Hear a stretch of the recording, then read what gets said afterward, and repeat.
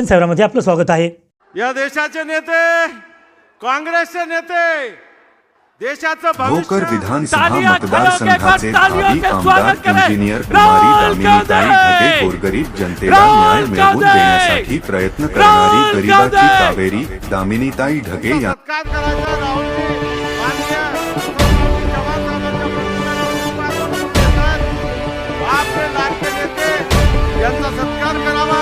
सत्कारामध्ये पवित्र गुरुद्वाऱ्याची प्रतिमा त्यांना देण्यात यावी आणि त्या पुतळ्यावर चार श्रीफळ देऊन या देशाच्या नेत्याचा सत्कार होतोय। वाचवून टाकणार गाजवून टाकणार हे वाचवून टाकणार गाजवून टाकणार झाली तुफानी तयारी या देशाच्या नेत्याचा आदर वेगळा विश्वास जनतेचा विकास जनतेचा पाहिल दुनिया सारी अरे झुंजार निर्धार हा कार्यकर्त्याचा जल्लोष उरात जयघोष मुखात घेऊया भरारी हात लई भारी काँग्रेस लई भारी। हमारे प्यारे कार्यकर्ता, गठबंधन के प्यारे कार्यकर्ता भाइयों और बहनों, प्रेस के हमारे मित्रों, आप सबका यहाँ बहुत बहुत स्वागत, नमस्कार। कैसे हैं आप लोग?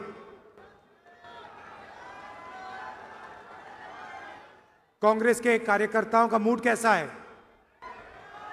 सुनाई नहीं दे रहा भाई? ठीक है बब्बर शेर? आप हमारा मैसेज जनता तक पहुंचाते हो और बाकी पार्टियां जो गठबंधन में हैं उनके भी कार्यकर्ता मैसेज पहुंचाते हैं। तो शुरुआत में विचारधारा से करना चाहता हूं। ये दो विचारधाराओं की लड़ाई है। एक तरफ कांग्रेस पार्टी, इंडिया गठबंधन और दूसरी तरफ बीजेपी और आरएसएस। लड़ाई संविधान की है।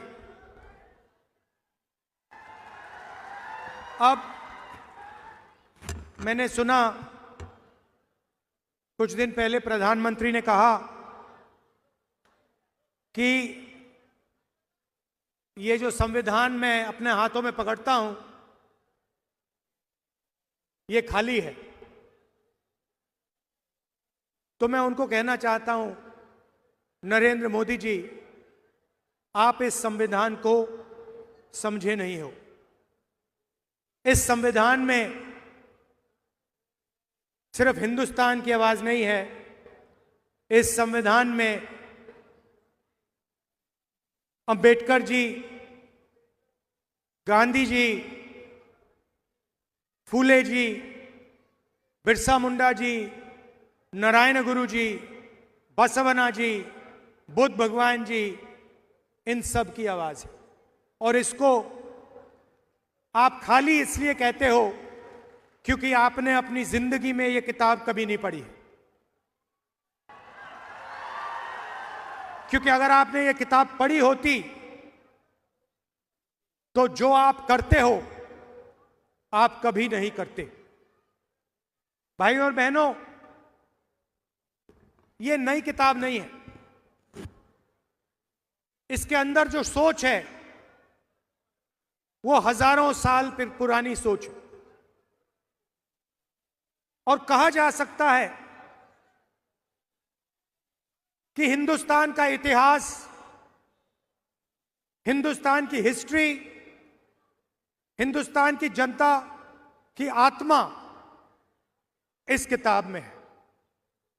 और कांग्रेस पार्टी इस किताब की रक्षा कर रही है। हम सब मिलकर, हमारे कार्यकर्ता इस किताब की रक्षा करते हैं। और बीजेपी के लोग, आरएसएस के लोग सामने से नहीं कह सकते, मगर छुपकर बंद कमरों में अंबेडकर जी के संविधान को खत्म करने की कोशिश करते हैं। सामने नहीं आ सकते, क्योंकि जिस दिन उन्होंने सामने कह दिया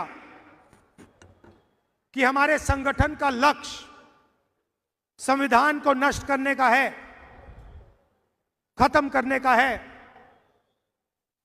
उसी दिन हिंदुस्तान की जनता एक साथ उनके खिलाफ खड़ी हो जाएगी। तो ये छुप कर ये काम करते हैं। देखिए, कॉन्स्टिट्यूशन से हिंदुस्तान की संस्थाएं निकलती हैं, बनती हैं, चाहे वो हमारा शिक्षा का सिस्टम हो, स्वास्थ्य का सिस्टम हो, सारा का सारा इसी किताब से बनता है। महाराष्ट्र में पैसा आता है, आप जीएसटी देते हो, वो बढ़ता है, ये किताब करवाती है। विकास होता है, दलितों की रक्षा होती है, महिलाओं की रक्षा होती है, ये किताब करती है।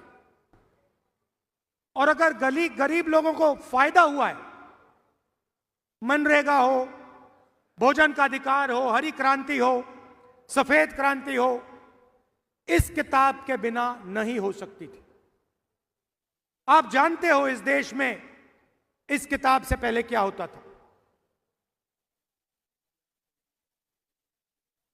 वोट मिलता है आपको, ये जो चुनाव हो रहा है इसी किताब के कारण हो रहा है। नरेंद्र मोदी जी ने 25 लोगों के 16 लाख करोड़ रुपए कर्जा माफ किया है। 25 लोगों का। हिंदुस्तान के सबसे अमीर लोग हैं, उनका 16 लाख करोड़ रुपया कर्जा माफ किया है। इस किताब में कहीं नहीं लिखा, इस किताब में कहीं नहीं लिखा कि 25 लोगों का 16 लाख करोड़ रुपया कर्जा माफ होना चाहिए और किसानों का, मजदूरों का, गरीबों का 1 रुपया नहीं माफ होना चाहिए। कहीं नहीं लिखा इसमें। आपकी सरकार छीनी गई, चोरी की गई। किसने चोरी की? आप क्या सोचते हो? नरेंद्र मोदी जी का उसमें हाथ नहीं था क्या? उनके नेता ने अभी बोला है कि सरकार को गिराने की जो मीटिंग हुई थी उसमें अदानी जी बैठे थे। अदानी जी क्यों बैठे थे राजनीतिक मीटिंग में? क्योंकि वे धारावी चाहते हैं। 1 लाख करोड़ रुपए का फायदा इस सरकार ने अदानी जी को दिलवाया है। किसकी जमीन? आपकी जमीन। किसकी जमीन? गरीबों की जमीन, मजदूरों की जमीन आपसे छीन कर ले जा रहे हैं। कहीं नहीं लिखा संविधान में, कहीं नहीं लिखा है कि आपकी जमीन छीनी जानी चाहिए। हम जमीन अधिग्रहण बिल लाए आपकी जमीन की रक्षा करने के लिए। तो नरेंद्र मोदी जी, बीजेपी के लोग बड़े बड़े भाषण देते हैं और फिर 24 घंटा इसको खत्म करने की कोशिश करते हैं। ये विचारधारा की लड़ाई है। एक तरफ संविधान, मोहब्बत, आदर, भाईचारा, दूसरी तरफ नफरत, हिंसा, अहंकार, और इसको खत्म करने की कोशिश। यह लड़ाई चल रही है और इस लड़ाई में आप सब शामिल हो। 4000 किलोमीटर हम चले। क्या जरूरत पड़ी? क्यों जरूरत पड़ी? यात्रा का नाम भारत जोड़ो यात्रा। एक ही नारा दिया हमने, नफरत के बाजार में मोहब्बत की दुकान खोलनी है। ये जहां भी जाते हैं नफरत फैलाते हैं। एक प्रदेश को दूसरे प्रदेश से लड़ा देंगे। मणिपुर जाइए, जाके देखिए वहां क्या हुआ है। आज तक हिंदुस्तान का प्रधानमंत्री मणिपुर नहीं जा सकते और ना गए। इतिहास में नहीं हुआ ऐसे कि हमारे प्रधानमंत्री एक प्रदेश में जो जल रहा है 1.5 साल के लिए वहां गए नहीं। एक धर्म को दूसरे धर्म से लड़ाएंगे, एक जात को दूसरी जात से लड़ाएंगे, बांटने का काम करेंगे और धन 20-25 लोगों के हवाले करेंगे। देश में बेरोजगारी है, महंगाई बढ़ती जा रही है, अदानी को, अंबानी को कोई नुकसान नहीं हो रहा, उनका धन बढ़ता जा रहा है। एयरपोर्ट मिल गए, पोर्ट्स मिल गए, सड़कें मिल गई, अब धारा भी दिया जा रहा है। नुकसान आपका है, नुकसान सोयाबीन के किसान का है, नुकसान मजदूर का है, नुकसान बेरोजगार युवा का है। और आप लोग देखते रहते हो, आपके आंखों के सामने हो रहा है और आप देखते रहते हो। धारा भी आपके आंखों के सामने छीनी जा रही है।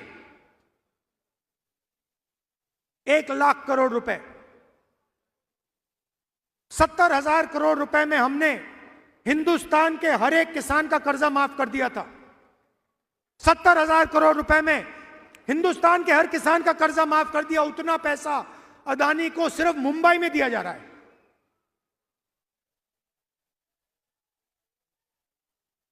तो मैंने पार्लियामेंट में एक बात साफ कर दी। मैंने सवाल पूछा नरेंद्र मोदी से, नरेंद्र मोदी जी, आप जाति जनगणना क्यों नहीं कराना चाहते हो? पार्लियामेंट में उनके सामने पूछा मैंने। और आज मैं थोड़ा सा आपको जाति जनगणना के बारे में समझाना चाहता हूं। भाइयों और बहनों, देश में 15% दलित आबादी है, 8% आदिवासी हैं, 50% कम से कम पिछड़ा वर्ग है और 15% माइनॉरिटी है। कितना होता है?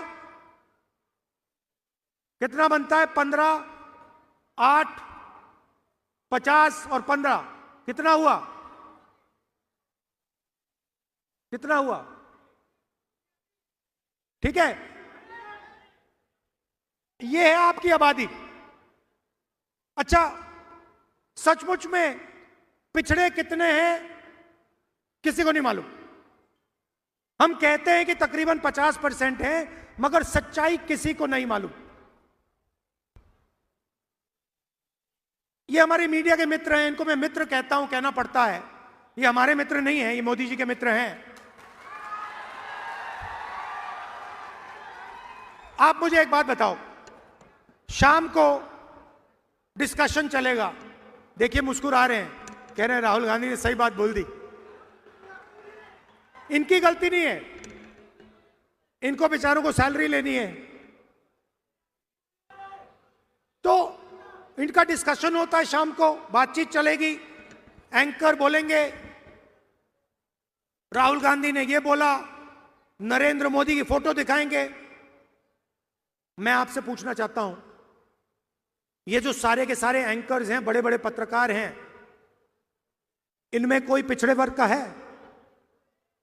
कोई दलित है? कोई आदिवासी है? बड़ी बड़ी कंपनियों की लिस्ट निकालो आप, अदानी की कंपनी की लिस्ट निकालो, उनके सीनियर मैनेजर्स की लिस्ट निकालो,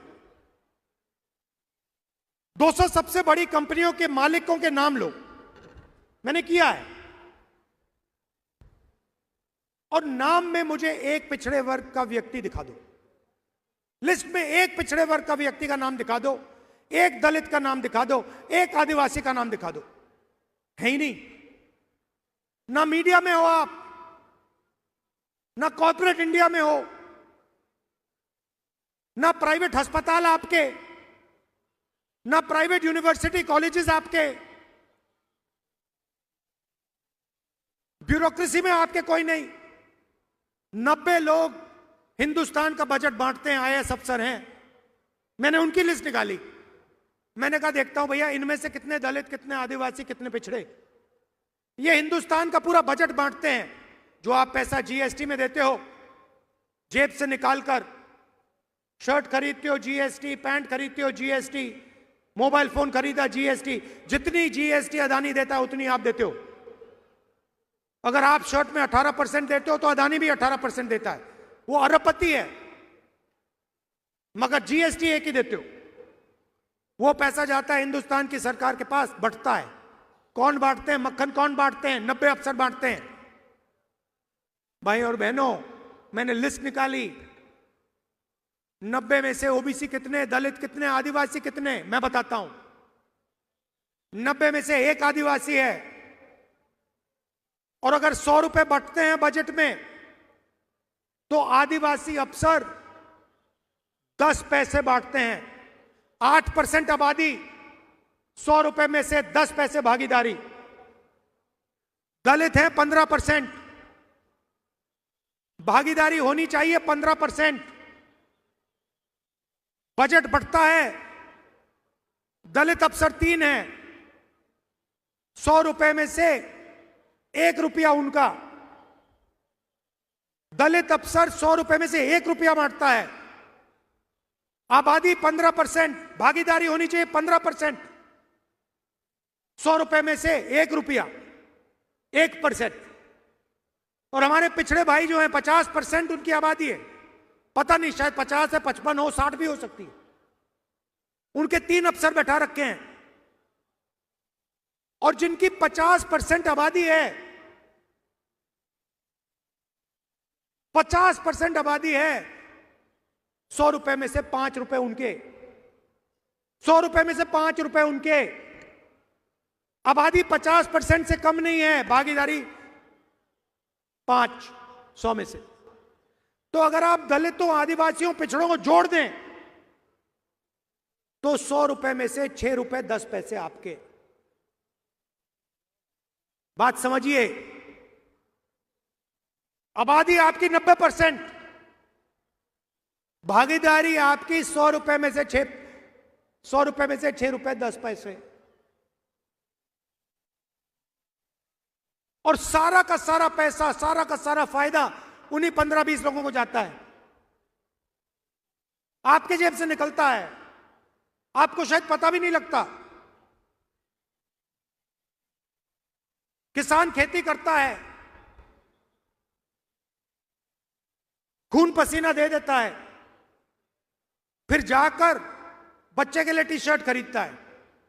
शायद उसे यह भी नहीं मालूम कि जितना टैक्स वो दे रहा है उतना ही टैक्स अदानी उसी टी शर्ट के लिए अपने बच्चे को अगर खरीदता, अपने बच्चे के लिए खरीदता, तो उतना ही टैक्स वो दे रहा है। वो अरबपति है, उसके लाखों करोड़ रुपए माफ हो रहे हैं, उसको धारा भी दी जा रही है। मगर टी शर्ट खरीदेगा अपने बच्चे के लिए तो जितना टैक्स हिंदुस्तान का सबसे गरीब किसान देगा उतनी टैक्स वो देगा। क्या मतलब है इसका? कहीं नहीं लिखा है इसमें लिखा है सब समान है। इसमें लिखा है कि अगर अरबपतियों का कर्जा माफ होगा तो किसानों का भी कर्जा माफ होना चाहिए।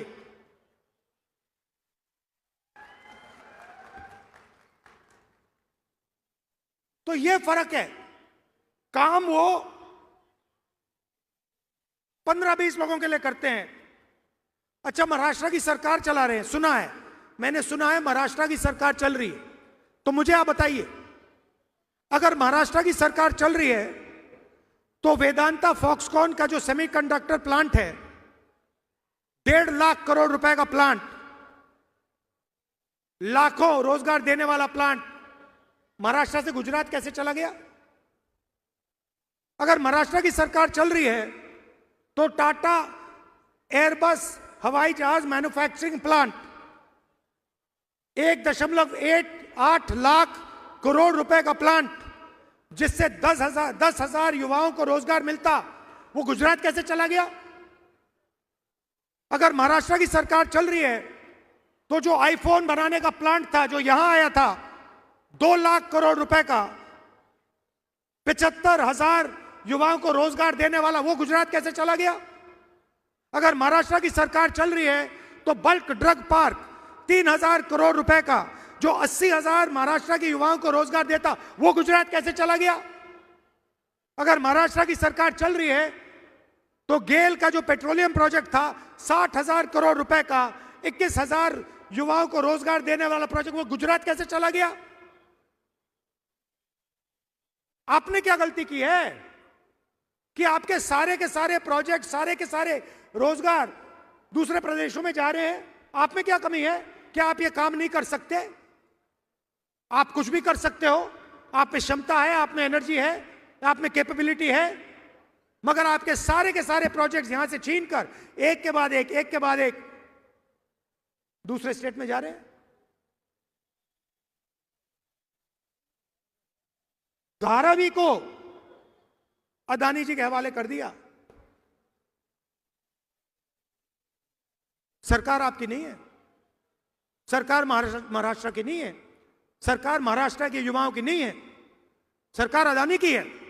उसने खरीदी है आपकी सरकार, एमएलए खरीदवाए हैं, मीटिंग में बैठा, यह सच्चाई है। तो हमने मन बना लिया है, अगर वो अरबपतियों को पैसा दे सकते हैं तो इंडिया गठबंधन की सरकार महाराष्ट्र के किसानों को, युवाओं को, मजदूरों को पैसा दे सकते हैं। हमें मालूम है कैसे करना है। तो सरकार आने के एकदम बाद महिलाओं से कहना चाहता हूं, शुरुआत आपसे होगी। पहले तारीख हर महीना आपके बैंक अकाउंट में खटाखट 3,000 रुपए अंदर, 3,000 रुपए अंदर। दिसंबर, जनवरी, फरवरी, मार्च, अप्रैल में आप उठोगी, सुबह उठोगी, बैंक अकाउंट देखोगी, चेक करोगी, 3,000 रुपए अंदर। और उसके बाद अगर आप दुकान जाना चाहती हो बस में, तो जब आप बस के अंदर जाएंगे आपको पता लगेगा कि इंडिया गठबंधन की सरकार ने आपका बस टिकट फ्री में कर दिया है और आपको पूरे महाराष्ट्र में घूमने के लिए 1 रुपया नहीं देना पड़ेगा। बस में आप फ्री में घूमेंगी और हर सुबह 3,000 रुपए आपके बैंक अकाउंट में मिलेगा हर महीने। अब हमारे किसान भाई कहेंगे, राहुल जी ये क्या किया आपने? आपने महिलाओं का बस टिकट फ्री कर दिया और उनके बैंक अकाउंट में 3,000 रुपए हर महीने डाल रहे हो। हमारा क्या होगा मैं आपको बताता हूं। महाराष्ट्र के किसानों का 3 लाख रुपए तक का कर्जा माफ होगा और यहां हमारे सोयाबीन के किसान हैं, बाकी महाराष्ट्र में कपास, धान के किसान हैं। आपको सही एमएसपी मिलेगी, सही दाम मिलेगा आपकी मेहनत के लिए। कास्ट सेंसस की मैंने बात की, जाति जनगणना से यह पता लग जाएगा दलित कितने, आदिवासी कितने, पिछड़े कितने, भागीदारी कितनी है पता लग जाएगी। हर संस्था में हम पता लगाएंगे दलित कितने, आदिवासी कितने, पिछड़े कितने, और आपको पता लग जाएगा आपकी भागीदारी कितनी है। पार्लियामेंट में मैंने साफ बोल दिया, महाराष्ट्र में भी कराएंगे। पार्लियामेंट में नेशनल सेंसस कराएंगे, कास्ट सेंसस। मैंने मोदी जी के सामने बोला, मोदी जी अगर आप नहीं करोगे तो हम जाति जनगणना लोकसभा में, राज्यसभा में करा के दिखाएंगे। और ये जो 50% की दीवार बना रखी है कि रिजर्वेशन 50% से ज्यादा नहीं होगा, इस दीवार को भी लोकसभा में, राज्यसभा में कांग्रेस पार्टी, इंडिया गठबंधन तोड़ के परे करेगी। कैसे नहीं होगा 50% से ज्यादा रिजर्वेशन? हम करवा के दिखाएंगे 50% से ज्यादा रिजर्वेशन। आपकी आबादी 90% है।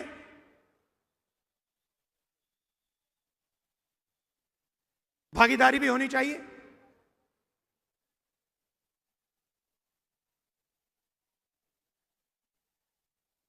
गरीब लोगों को सबसे ज्यादा कष्ट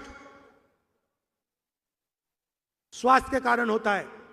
चोट लग जाती है, दिल का दौरा हो जाता है, किसी को कैंसर हो जाता है, किडनी की बीमारी हो जाती है, लिवर की बीमारी हो जाती है। आप प्राइवेट अस्पताल में जाते हो, वही 20-25 अरबपतियों के प्राइवेट अस्पताल में आपसे लाखों रुपए लिया जाता है। टेस्ट होते हैं, एमआरआई होता है, अस्पताल के बाहर आते हो, बिल देखते हो, लाखों रुपए निकल जाते हैं जेब से। इसीलिए हमारी सरकार, कांग्रेस पार्टी, इंडिया गठबंधन की सरकार महाराष्ट्र के गरीब लोगों को 25 लाख रुपए तक का हेल्थ इंश्योरेंस देने जा रही है। आप बीमार हो गए, गरीब से गरीब किसान, बेरोजगार युवा, गरीब से गरीब मजदूर बीमार होगा, आप अस्पताल में जाओगे, स्टेंट लगवाओगे, वैल्व बदलोगे, ट्रांसप्लांट कराओगे, 25 लाख रुपए सरकार आपको इलाज के लिए देगी। तो जो आपको कर्ज लेना पड़ता है वो आपको नहीं लेना पड़े। हमारी सरकार गरीबों की सरकार है, अदानी अंबानी की सरकार नहीं होगी। और ये सोच रहे हैं कि धारावी फ्री में ऐसे ही ये अदानी जी को मिल जाएगा। इनको मालूम नहीं कि महाराष्ट्र की जनता, कांग्रेस पार्टी, राहुल गांधी यहां इस साइड खड़े हुए हैं, ऐसे नहीं मिलने वाला। ये महाराष्ट्र के गरीब लोगों की जमीन है, उनकी मेहनत की जमीन है। हम जमीन अधिकरण बिल लाए थे, हम किसानों की, गरीबों की रक्षा करते हैं। इसीलिए पूरा का पूरा सपोर्ट नरेंद्र मोदी जी को दिया जा रहा है। दोस्ती है उनकी। सरकार आपकी इसलिए गिराई गई। अदानी जी मीटिंग में बैठे थे, साफ बोला है। क्यों बैठे थे मीटिंग में? धारावी 1 लाख करोड़ रुपए के लिए बैठे थे मीटिंग में। आपकी जमीन, आपका भविष्य और युवाओं के लिए जो नरेंद्र मोदी जी ने बेरोजगारी फैला रखी है सब जगह, स्मॉल मीडियम इंडस्ट्री बंद कर दी, किसानों को सही पैसा नहीं देते, सही दाम नहीं देते, जीएसटी, गलत जीएसटी लागू कर दी, नोटबंदी लागू कर दिया। ये हथियार हैं। आप ये मत सोचिए कि ये योजनाएं हैं। ये छोटे व्यापारियों को मारने के हथियार हैं, ये किसानों को मारने के हथियार हैं। तो रोजगार पैदा ही नहीं होता। तो इसीलिए हमने कहा है कि 2.5 लाख सरकारी नौकरियां जो महाराष्ट्र की सरकार ने आपको नहीं दी हैं, वो हम चुनाव जीतते ही 2.5 लाख नौकरियां महाराष्ट्र के युवाओं को दे देंगे। हर जात को, गरीब से गरीब लोगों को। और 4,000 रुपए हर महीने अलाउंस जो हमारे बेरोजगार युवा हैं उनको उस दिन तक मिलेगा जब तक वो बेरोजगार हैं। भाइयों और बहनों, जो मैंने शुरुआत में बात बोली थी, लड़ाई अंबेडकर जी के संविधान को बचाने की है। फूले जी, नारायण गुरु जी, शिवाजी महाराज, महात्मा गांधी, बुद्ध भगवान, इनकी सोच की रक्षा की लड़ाई है। आप जानते हो कि आरएसएस की सोच इन सब के खिलाफ है। आप जानते हो कि आरएसएस इसको खत्म करना चाहती है। हर गरीब व्यक्ति जानता है कि आरएसएस इसको खत्म करना चाहते हैं। उनके नेता ने कहा है कि ये तो खाली है, ये देखो खाली है, देखो ये देखो खाली है। उनके नेता कहते हैं कि ये खाली है, ये खाली नहीं है, इसमें हिंदुस्तान की हिस्ट्री है, हिंदुस्तान के महापुरुषों की सोच है। ये है ये किताब, और इसको ये खत्म करना चाह रहे हैं। हम इसको कभी खत्म होने नहीं देंगे, सवाल नहीं उठता। तो ये मैं आपसे कहना चाहता था। आप दूर दूर से आए, कष्ट उठाया आपने, इसके लिए मैं आपको दिल से धन्यवाद करता हूं। नमस्कार, जय महाराष्ट्र, जय हिंद। धन्यवाद राहुलजी। यानंतर विलास धबाले यांचा काँग्रेस प्रवेश आहे, रमेश चन्नीथला साहेब यांच्या पुढे। याआधी सर्व कॅन्डिडेट आदरणीय राहुलजीच्या अवती बाजूला डाव्या आणि उजव्या बाजूला लोकसभा आणि विधानसभेचे कॅन्डिडेट उभे राहून त्यांना हात दाखवून आशीर्वाद देत आहेत। विलास धबालेजी आपण पुढे या। आपला काँग्रेसमध्ये चन्नीथला साहेबांच्या हस्ते प्रवेश आहे। मोहनराव आंबाडे यांना विनंती करतो की त्यांनी त्यांचा प्रवेश करून घ्यावा। नांदेड उत्तरचे अब्दुल सत्तार, दक्षिणचे